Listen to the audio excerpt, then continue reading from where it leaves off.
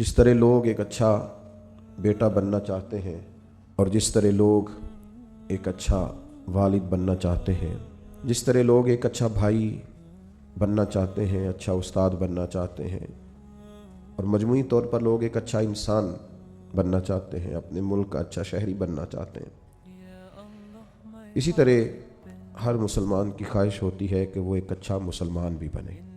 अपने तई लोग उसके लिए जद्दोजहद भी करते हैं, कोशिश और काविश भी करते हैं।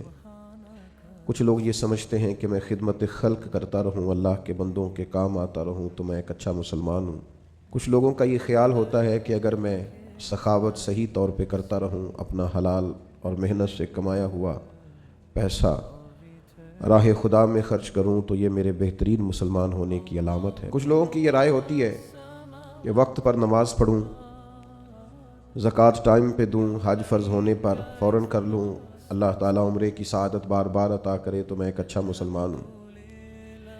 हमने लोगों को ये कहते हुए भी सुना है कि चूँकि मैं किसी को तकलीफ़ नहीं देता, मेरी वजह से कोई परेशान नहीं है, मेरा लबो लहजा मोहतात है, तो मैं एक बेहतरीन मुसलमान हूँ। तो अपने अपने हिसाब से लोग तयन करते हैं कि मैं एक अच्छा मुसलमान हूँ। क्यों ना ऐसा करें कि अल्लाह के कुरान से पूछें कि बेहतरीन मुसलमान कौन है और सच्चा मुसलमान कौन है, और वो कौन से मोमिन हैं जिनको अल्लाह फरमाता है कि उलाइका हुमुल मुमिनून हक्का, यही लोग सच्चे मोमिन हैं। कुरान मजीद की सूरह अनफाल अल्लाह ताला ने इरशाद फरमाया, इन्नमल मुमिनून अल्लज़ीना इज़ा ज़ुकिरल्लाहु वजिलत कुलूबुहुम व इज़ा तुलियत अलैहिम आयातुहु ज़ादतहुम ईमानम व अला रब्बिहिम यतवक्कलून। फरमाया वही लोग सच्चे मोमिन हैं, वही असल में ईमानदार हैं। अल्लज़ीना इज़ा ज़ुकिरल्लाहु वजिलत कुलूबुहुम, जब अल्लाह ताला का जिक्र किया जाए तो उनके दिल डर जाएं। पहली उनकी निशानी ये है कि मालिक के ज़िक्र के वक़्त अल्लाह की अज़मत व जलाल की वजह से उनके दिल काँप उठते, दिल लरस जाते हैं उनके। वइज़ा तुलियत अलैहिम आयातुहु ज़ादतहुम ईमाना, और जब उन पर अल्लाह की आयतें पढ़ी जाती हैं तो उनका ईमान तरक्की पाता है और मजबूत हो जाता है। व अला रब्बिहिम यतवक्कलून, और उनकी तीसरी निशानी ये है कि वो सिर्फ अपने रब पर ही भरोसा करते हैं।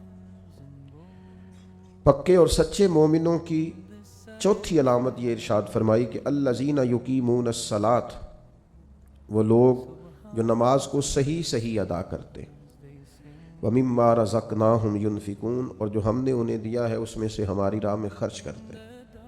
फिर दोबारा से समझिएगा, फरमाया मोमिन वो हैं कि अल्लाह का जिक्र किया जाए तो उनके दिल डरते हैं, अल्लाह की आयात की तिलावत की जाए, कुरान मजीद को पढ़ा जाए तो उनका ईमान तरक्की पाता है, वो अपने रब पर भरोसा करते हैं, नमाज को सही सही अदा करते हैं, जो हमने उन्हें दिया है उसमें से हमारी राह में खर्च करते। 5 अलामतें जिनमें पाई जाएं, रब फरमाता है उलाइका हुमुल मुमिनून हक्का, ये सच्चे मोमिन हैं, ये हकीकी मुसलमान हैं। ऐ अल्लाह, ये 5 काम इन लोगों ने कर लिए, इन 5 कामों पर इन्होंने इस्तकामत इख्तियार कर ली, ये 5 औसाफ, ये 5 खूबियाँ इन लोगों ने अपने अंदर पैदा कर ली। तेरा ऐलान करम हुआ कि ये सच्चे मोमिन है, तो इन्हें मिलेगा क्या, तो इन्हें अता क्या करेगा? तो रब करीम ने फरमाया 3 इनाम दूंगा मैं इन्हें।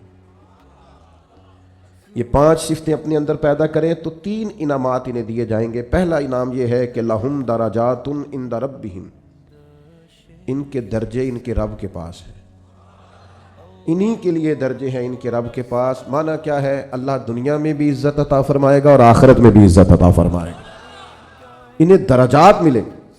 दुनिया में भी अल्लाह तबारक व तआला इनको वक़ार, शान, इज्जत, अजमत, बुलंदी और रिफ़त अता करेगा, और आखिरत में भी 5 सिफतें जिनमें पाई जाएं उन्हें पहली शान ये मिलेगी कि अल्लाह के हुजूर उनके दर्जात होंगे।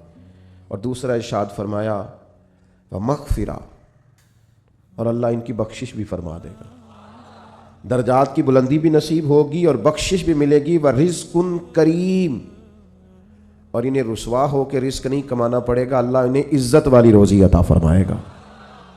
ये बड़ा खूबसूरत लफ्ज़ है और बड़ा माना खेज़ है और बड़ा समझने वाला।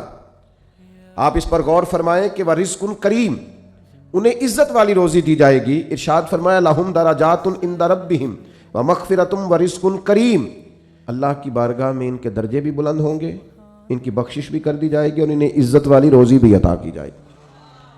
میرے بھائیوں، سچا مومن ہونے کے لیے، اچھا مسلمان ہونے کے لیے، اللہ اور اس کے پیارے حبیب صلی اللہ تعالی علیہ وسلم کی بارگاہ میں درجات پانے کے لیے سب سے پہلا کام یہ ہے کہ بندے کا دل نرم ہونا چاہیے. قرآن مجید نے پہلی علامت یہ بیان فرمائی کہ انما المؤمنون الذین اذا ذکر اللہ وجلت قلوبہم، جب ان کے سامنے اللہ کا ذکر کیا جاتا ہے تو ان کے دل ڈر جاتے ہیں.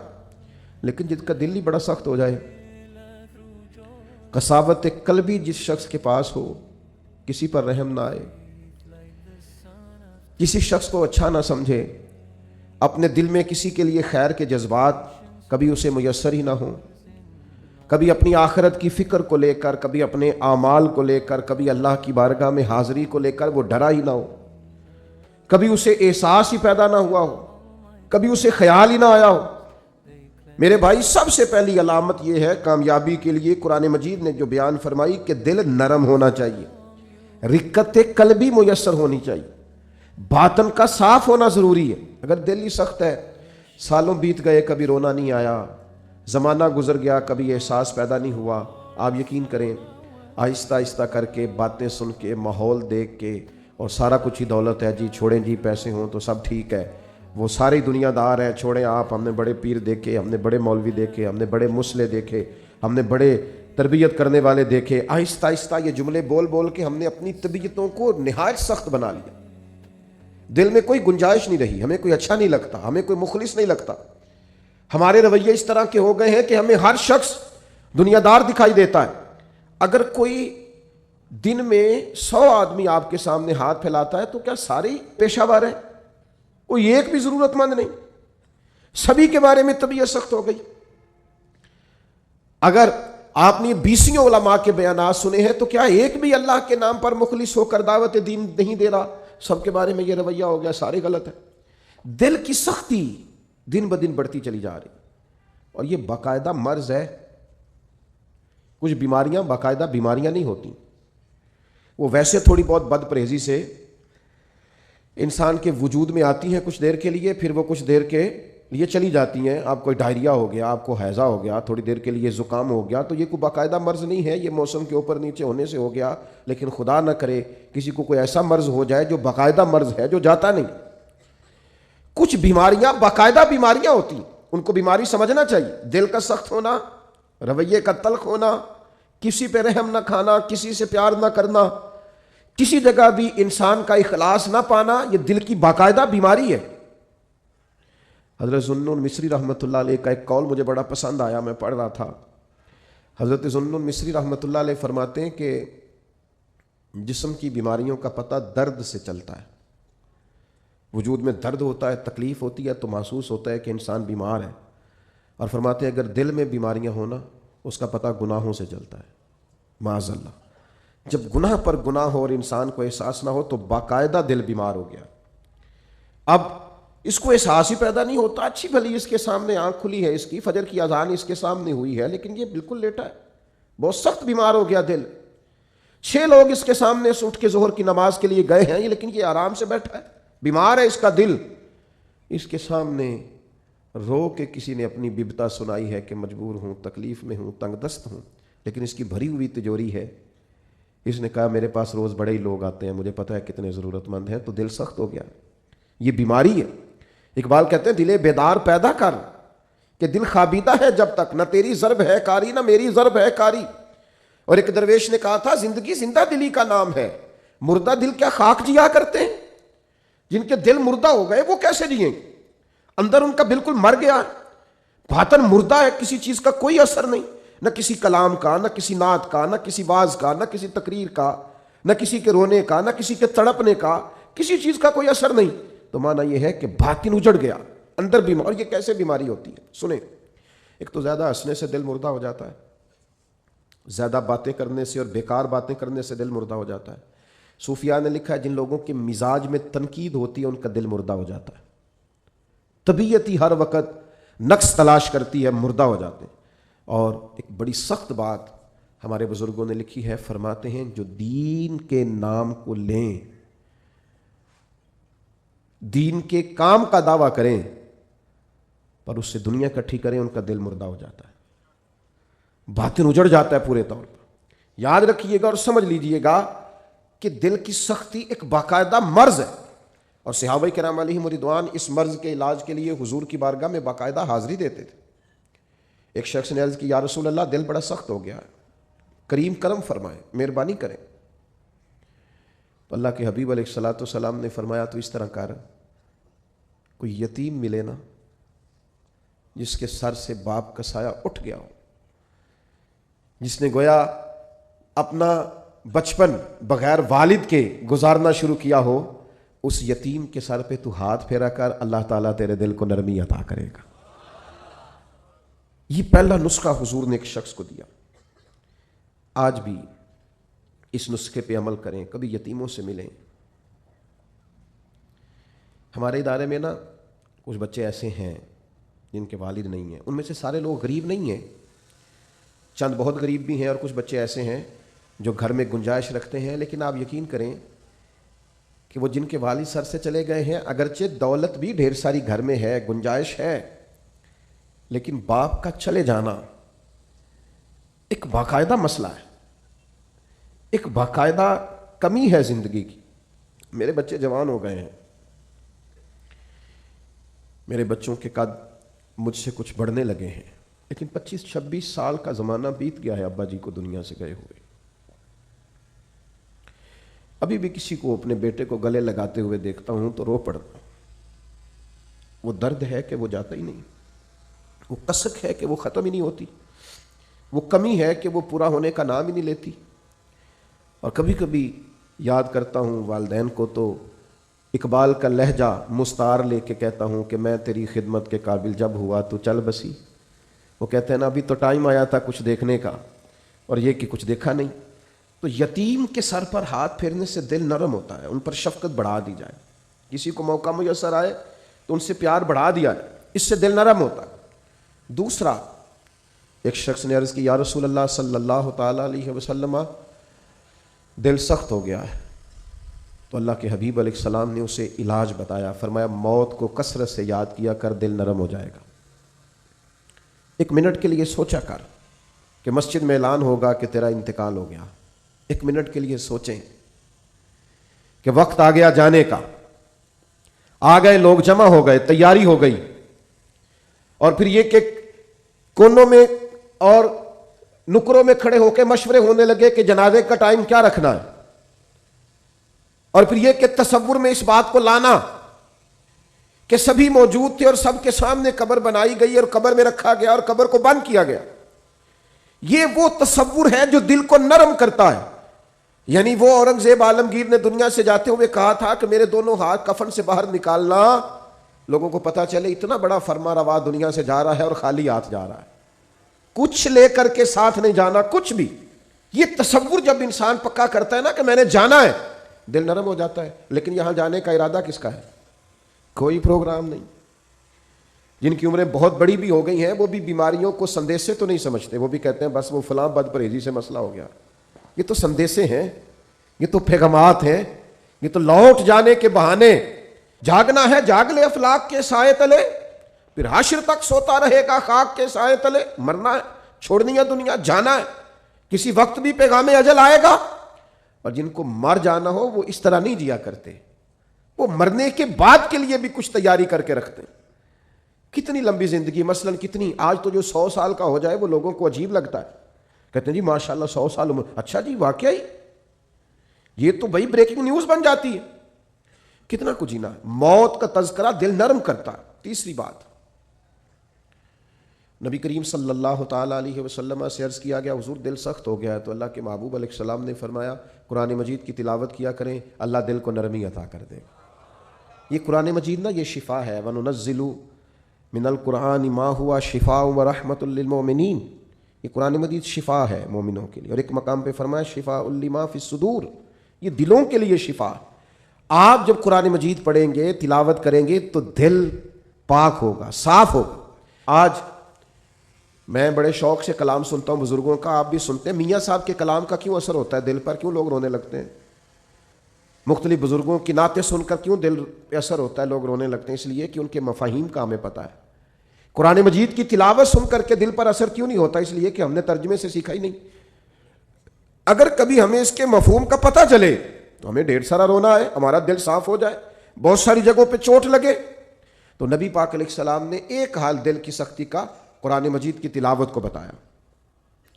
ایک مقام پہ نبی پاک علیہ السلام نے خود ارشاد فرمایا ہر چیز کو زنگ لگ جاتا ہے، جیسے لوہے کو زنگ لگ جاتا ہے، فرمایا اسی طرح دلوں کو بھی زنگ لگ جاتا ہے۔ دل بھی زنگ آلود ہو جاتے ہیں، دلوں کو زنگ لگ جاتا ہے۔ اور زنگ، یہ غور کریں، یہ دل کا زنگ نا تھوڑا غور کریں تو پتہ ویسے چل جاتا ہے لگا ہوا ہے آج کل کے نہیں۔ کوئی چیز باہر پڑی رہے نا تو وہ اس کو زنگ لگ جاتا ہے، کہتے ہیں یہ بارش میں پڑی رہی، دیکھا نہیں، زنگ آلود۔ یہ دل بھی ایسے ہی پڑا رہے نا، کبھی ذکر نہ کرے، کبھی درود و سلام نہ پڑھے، کبھی تلاوت قرآن مجید نہ کرے، کبھی رات کو اٹھ کے روئے نہ، تو اس کو بھی زنگ لگ جاتا ہے۔ تو حضور نے فرمایا ہر چیز کا زنگ اتارنے کا آلہ ہوتا ہے۔ کیا کہتے ہیں؟ ہمارے لوہے کو زنگ لگ جائے تو کس چیز سے اتارتے ہیں؟ ریگ مارتے ہیں۔ حضور نے فرمایا ہر چیز کا زنگ اتارنے کا آلہ ہوتا ہے، جب دل کو زنگ لگ جائے تو اللہ کا ذکر کرو، دلوں کا زنگ اتر جائے گا۔ اللہ کی یاد کرو، تسبیح پڑھو، اللہ کی حمد کرو، اللہ کی تکبیر بیان کرو۔ یہ جو صوفیاء ذکر کراتے تھے نا، بار بار ضربیں لگتی تھی تو اس سے دل کا زنگ ہی تو اترتا تھا۔ اور ایک بات تمام صوفیاء نے لکھی ہے، وہ کہتے ہیں صحبت صالح سے بھی زنگ اترتا ہے۔ اچھے لوگوں کے پاس بیٹھیں تو دلوں کا زنگ اترتا ہے، اور برے لوگوں کے پاس بیٹھیں تو دلوں پہ زنگ چڑھتا ہے۔ آپ برے لوگوں کی صحبت میں بیٹھیں، معاذ اللہ جو دنیا دار ہیں، جو آپ کو کہیں گے چھوڑو یار تو کس چکر میں پڑ گیا، دنیا بڑی میٹھی ہے اور یہیں دنیا میں ہی سارے ذائقے ہیں، آپ ایسے لوگوں کی طرف جائیں تو آپ محسوس کریں گے دل زنگ آلود ہو گیا۔ چنگیاں دے لڑ لگی ساں میری چولی چ پھل پئے، پیڑیاں نال میں رل گئی تے میرے اگلے بھی ڈل گئے۔ تو یہ بری صحبت جو ہوتی ہے یہ نقصان دیتی ہے۔ تو یہ کچھ علاج ہیں، یہ کریں، اس سے دل کا زنگ دور ہوگا۔ یہ واہ واہ سے بھی زنگ چڑھتا ہے، میرے جیسے لوگوں کی تعریفیں ہوتی ہیں نا، اور یہ بہت بڑی مصیبت ہے، اس سے بھی زنگ چڑھتا ہے۔ اس سے خوشامد، تعریف، مزاج، ہم نے دیکھا ہے۔ امام غزالی فرماتے ہیں جب کوئی علم پڑھنے کے لیے بیٹھتا ہے تو تکبر کا بوٹا لگتا ہے، اور پھر جیسے جیسے وہ علم پڑھتا جاتا ہے وہ پودا جوان ہو کے درخت بنتا جاتا ہے۔ تو یہ دولت ہو، یہ خوبصورتی ہو، یہ علم ہو، یہ کوئی عہدہ ہو، یہ بعض اوقات انسان کو فتنے میں مبتلا کرتے ہیں، دل سخت ہو جاتا ہے، گھٹن پیدا ہوتی ہے۔ دولت، ثروت، اقتدار، یہ چیزیں کساوت قلبی کا سبب بنتی ہیں۔ اور دل کی نرمی کیسے ہوگی؟ قرآن پڑھا جائے، اللہ کا ذکر کیا جائے، موت کو یاد کیا جائے، یتیم کے سر پہ ہاتھ پھیرا جائے، اچھوں کی سنگت اختیار کی جائے، تو دل کا زنگ اتر جاتا ہے۔ دوسرے نمبر پر ارشاد فرمایا کہ جب قرآن مجید کی آیتیں پڑھی جائیں تو ایمان ترقی پاتا ہے۔ قرآن مجید کو سیکھنا شروع کریں، قرآن مجید کو پڑھنا شروع کریں، قرآن مجید کے ساتھ اپنے تعلق کو مضبوط کریں۔ ہم جس ملک میں رہتے ہیں نا، یہاں ہر چیز کو مشکوک بنا دینا کچھ لوگوں کا مزاج بن گیا ہے۔ کوئی اعلیٰ سے اعلیٰ شخص آپ اٹھا کے لے آئیں، 5-10 لوگ اس کے بارے میں بھی کوئی نہ کوئی مخالفانہ بات کرتے آپ کو نظر آئیں گے۔ یاد رکھیے گا کہ بہترین بدلہ یہ ہوتا ہے کہ کسی شخص سے بدلہ لینا ہو، انتقام لینا ہو، کہ اس کی پیاری چیزوں کو مشکوک بنا دیا جائے۔ کبھی لوگ نفل نمازوں کو مشکوک بناتے ہیں معاذ اللہ، کبھی درود و سلام کے مختلف انداز کو مشکوک بناتے ہیں، کبھی لوگ کسی چیز پر تنقید کرنا شروع کر دیتے ہیں، کبھی کسی چیز پر تنقید کرنا شروع کر دیتے ہیں۔ اب میں کچھ سالوں سے دیکھ رہا ہوں ہمارے ملک میں تراویح کے مسئلے میں لوگوں کو بڑا پریشان کرتے ہیں۔ چھوڑیں جی، کوئی یہ ضرورت نہیں ہے، کوئی باقاعدہ نماز ہی نہیں ہے، یہ کوئی فرض واجب نہیں ہے۔ کس نے کہا ہے فرض واجب ہے؟ لیکن کیا نبی کریم علیہ السلام سے پڑھنا اس کا ثابت نہیں؟ کیا جناب عمر فاروق رضی اللہ تعالیٰ عنہ نے باقاعدہ اس کی جماعت نہیں کروائی؟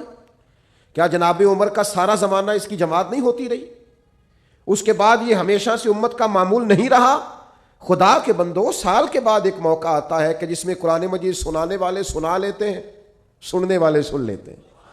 ایک خوبصورت طریقہ، آپ یقین کریں یہاں ہمارے ادارے میں سینکڑوں حفاظ ہیں، اور میں ایک بچے سے 3 دفعہ پوچھتا ہوں بیٹا اس دفعہ کہاں قرآن مجید سنانا، یاد ہے نا، سنا رہے ہو نا؟ یہ پوچھنے پچھانے میں اتنا لطف ہے، اور پھر یہ کہ رات کو جب وہ سارا سارا دن قرآن یاد کرتے ہیں، اور جب وہ رات کو قرآن پڑھتے ہیں، اور جب وہ قرآن مجید سناتے ہیں، اور جب سننے والے قرآن مجید سنتے ہیں، میں نہیں آپ کو بتا سکتا وہ ذوق کہ بوڑھے بوڑھے بزرگ بھی جب کہتے ہیں کہ میں افطاری کے لیے نہیں آ سکتا اس لیے کہ میں نے اپنی مسجد میں قرآن مجید سننا شروع کیا ہوا ہے، میرا 23واں پارہ ہو گیا، اگر میں آپ کے پاس آؤں گا تو میرے وہ پارے جو ہیں وہ سارے آگے پیچھے ہو جائیں گے۔ تمہیں سمجھ نہیں آتی کہ جب اس ذوق سے قرآن پڑھایا اور سنایا جائے تو عرش کا مالک راضی کتنا ہوتا ہے۔ اور تم یہ کہ تراویح کو مشکوک بناتے ہو، کوئی کام ہاتھ سے جانے ہی نہیں دیتے دین کو مشکوک بنانے والا۔ خدا کے بندے سن، میرے نبی پاک کا فرمان ہے، حضور نے فرمایا جس نے ایمان اور احتساب کی نیت کے ساتھ رمضان المبارک میں قیام کیا، یعنی نفلی عبادت کی، غفر لہ ما تقدم من ذنبک، اللہ اس کے پچھلے سارے گناہوں کو معاف فرما دے گا۔ آپ اس کو سمجھتے نہیں۔ پھر حضور نے فرمایا قرآن اور رمضان یہ دونوں بندے کی سفارش کریں گے اللہ کی بارگاہ میں۔ قرآن مجید کہے گا مالک میں نے رات اسے بیدار رکھا تھا، یہ قیام کرتا تھا، پڑھتا تھا، اور روزہ کہے گا مالک میں نے اسے دن میں کھانے پینے سے روکا رکھا تھا۔ یہ دونوں مل کے شفاعت کریں گے اور اللہ تعالیٰ یہ عمل کرنے والے کی بخشش فرما دے گا۔ تو قرآن مجید فرماتا ہے کہ اگر تم قرآن مجید کی تلاوت کرو گے تو اس سے تمہارے ایمان میں ترقی ہوگی۔ آپ قرآن مجید پڑھتے جائیں، ایمان مضبوط ہوتا جائے گا، اور انشاءاللہ تعالیٰ گناہ خود بخود دور ہوتے جائیں گے۔ اچھا، یہ ایمان بھی مضبوط ہوتا ہے، ایمان بڑی شے ہے، ایمان سب سے بڑی شے ہے۔ ایمان مضبوط ہو نا، لو سنو حدیث، اور یہ یاد رکھنا، اور یہ ایک دو کو سنا دینا سویرے۔ نبی کریم نے حضرت حارثہ سے پوچھا تھا کیف اصبحت یا حارثہ، حارثہ آج صبح کیسی کی ہے؟ عرض کی حضور اس حال میں کی ہے کہ میں پکا مومن ہوں۔ تو نبی کریم نے فرمایا تیرے ایمان کی دلیل؟ عرض کی حضور میرے ایمان کی دلیل یہ ہے کہ میں زمین پہ کھڑے ہو کے آسمان کی طرف دیکھوں تو اللہ کے عرش کو بھی دیکھ لیتا ہوں۔ فرمایا میں بتا سکتا ہوں جنتی جنت میں داخل ہو رہے ہیں اور جہنمی جہنم میں جا رہے ہیں، کہو تو راز حیات کہہ دوں؟ کوئی نہیں سمجھ آئی تو اللہ کرے نہ آئے تو سمجھ۔ وہ کہنے لگے کہو تو راز حیات کہہ دوں، حقیقت کائنات کہہ دوں، وہ بات کہہ دوں جو پتھروں کے دلوں کو بھی پاش پاش کر دے۔ لیکن وہاں سے زبان حال سے ارد گرد سے یہ آواز آ رہی تھی نہیں رہنے دے، یہی بہتر ہے کہ پردوں میں وہ پردہ پوش رہے، وہ اگر پردے اٹھا دے تو کسے ہوش رہے۔ فرمایا میں مومن ہوں تو ایمان کی علامت یہ ہے کہ زمین پہ کھڑے ہو کے دیکھوں تو اللہ کا عرش بھی دکھائی دیتا ہے۔ یہ حضور کے سامنے بیان کیا صحابی نے۔ آپ کیا سمجھتے ہیں ایمان معمولی چیز کا نام ہے؟ تو میرے عزیز، ایمان کی مضبوطی حاصل ہوتی ہے قرآن مجید پڑھنے سے۔ پھر ارشاد فرمایا وَعَلَىٰ رَبِّهِمْ يَتَوَكَّلُونَ، وہ اپنے رب پر بھروسہ کرتے ہیں۔ دنیا داروں پر بھروسہ کرنا چھوڑ دیں، مالداروں پر بھروسہ کرنا چھوڑ دیں، امیر رشتہ داروں پر بھروسہ کرنا چھوڑ دیں۔ وہ جن دوستوں نے آپ سے کہا نا کوئی کام ہو جاتے دسیا جی، کوئی حکم ہو جاتے، ان پہ بھروسہ کرنا چھوڑ دیں آپ، اسی پھر دسیا جی تو پھر وہ تمہیں دسن گے۔ کوئی کام ہو جاتے، کوئی حکم ہو جاتے، پھر تسا حکم دسنا ہے تو انہیں کہنا تو کل دسنا سی، سویرے ہی منڈا ٹوریا میں۔ تو میرے عزیز بھروسہ اللہ پہ، بھروسہ اللہ پہ، خوب اپنا اعتماد پکا کر لیں۔ ایک روایت میں نے جمعے میں سنائی تھی، میرا دل کرتا ہے آج پھر سناؤں گا آپ کو۔ فرمایا دو لوگوں کو نا قیامت والے دن حکم ہوگا کہ دونوں، ان کے اعمال معاذ اللہ ایسے تھے کہ ان کے لیے حکم ہے دونوں دوزخ میں چلے جاؤ۔ ایک نے دوڑ لگا دی، بھاگتا ہوا جا رہا ہے جہنم کی طرف، دوسرا 2 قدم اٹھاتا ہے پھر پلٹ کے پیچھے دیکھتا ہے، پھر 2 قدم اٹھاتا ہے پھر پلٹ کے پیچھے دیکھتا ہے، دونوں کو واپس بلا لیا، دوزخ کا دروازہ آ گیا، بلا لیا۔ دلوں کے حال جاننے والا رب پوچھتا ہے بھئی تو بڑا بھاگ کے دوزخ کی طرف گیا ہے؟ پتہ اللہ کو ہے سارا ہی، پوچھتا ہے تو بڑا بھاگ کے گیا ہے؟ تو وہ بڑا رند مزاج اور بڑا انوکھا آدمی تھا، کہنے لگا مالک تیری زندگی میں مانی نہیں، تو آج تو نے حکم دیا دوزخ میں جاؤ، تو میں نے کہا چلو ایک ہی مان لو، رب کی طرح دوڑ کے جاتا ہوں، چلو مانو، حکم تو رب کا ہے نا، چلو جو بھی ہے اللہ نے حکم دیا ہے نا، تو جس بات کا بھی دوڑ گیا۔ تو کریم نے دوسرے سے کہا تو بڑے دھیمے دھیمے قدم اٹھاتا ہے، پلٹ پلٹ کے دیکھتا ہے، تو وہ رو پڑا، کہنے لگا مالک میرا تیری رحمت پہ بھروسہ بڑا مضبوط تھا، مجھے پتا تھا بے شک فیصلہ ہو گیا ہے، پر تو نے معاف کاری دینا ہے، تو نے کرم کاری دینا ہے۔ کریم جب غالب آتا ہے تو کرم کاری دیتا ہے، تو نے معاف کر دینا۔ مجھے امید تھی، حکم بھی ہو گیا، فیصلہ بھی ہو گیا، میں دوزخ کی طرف جانے بھی لگا، پر بار بار اندر سے آواز آتی تھی پریشان نہ ہو، آواز آئے گی، پریشان نہ ہو وہ بلائے گا، پریشان نہ ہو رحمت ہو جائے گی۔ مالک دوزخ کا دروازہ آ گیا، پر میرا تیری ذات پر بھروسہ نہیں ٹوٹا، اور جب تیری آواز آئی نہ کہ واپس آؤ، تو میرے گویا اندر ہی اندر نعرے لگنے لگے کہ آ گئی ہے نا آواز، ہو گیا نا کرم۔ تو اللہ نے فرشتوں سے فرمایا دونوں کو جنت میں داخل کر دو۔ بھروسہ اللہ پہ رکھیں اور امید اللہ سے رکھیں، اپنے رب پر ہمیشہ مضبوط ایمان رکھیں۔ اور چوتھی بات ارشاد فرمائی الذین یقیمون الصلاۃ، صحیح نماز پڑھا کرو، دل لگا کے نماز پڑھا کرو، پیشانی ذرا جما کے نماز پڑھا کرو، ذرا غور کیا کرو کہ یہ سبحان ربی الاعلیٰ کا معنی کیا ہے، یہ سبحان ربی العظیم کا ترجمہ کیا ہے، یہ جو تم سمیع اللہ لمن حمیدہ کہتے ہو تو اس کے اندر سے کیا مفہوم واضح ہوتا ہے۔ ذرا دل جمی سے، ذرا ذوق سے، ذرا اس طرح پڑھا کرو کہ مجھے سوز دے، مجھے ساز دے، مجھے نیم شب کا نیاز دے، مالک دم سجدہ میں خود کو ہی توڑ دوں، مجھے ایسا ذوق نماز دے۔ کبھی شوق سے، کبھی درد سے، کبھی دل کرے کہ یار میں اٹھوں ذرا وضو کروں، 2 نفل نہ پڑھوں، میں ذرا جم کے سجدہ، پیشانی کو اگر سجدے کی لذت مل جائے کمال ہو جاتا ہے، یہ کرم ہو جاتا ہے۔ اور کسی نے کہا تھا